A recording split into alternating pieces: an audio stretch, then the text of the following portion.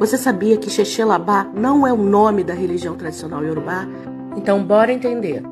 Muitos brasileiros que até são iniciados em Ifá se referem à religião tradicional iorubá como Ixexelabá, mas essa expressão significa a cultura antiga, a tradição antiga.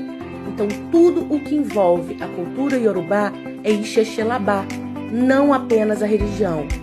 É importante ressaltar que a Nigéria só foi instituída como um país após a colonização britânica e não foram respeitadas as divisas entre as várias etnias que lá pertenciam. No território nigeriano convivem centenas de etnias, inclusive a Iorubá, que representa apenas 7% da população nigeriana. Xexelabá, então, é como se fosse um slogan que os Iorubás falam para valorizar a sua cultura. E isso não inclui apenas o culto de orixás. Tanto que existe um festival muçulmano chamado Sabidei, que também é considerado Xexelabá, porque faz parte da cultura iorubá. O nome correto para se referir à religião tradicional iorubá é Essin Orixá Ibilé. A palavra Essin quer dizer religião, religião de orixá que nasceu na terra.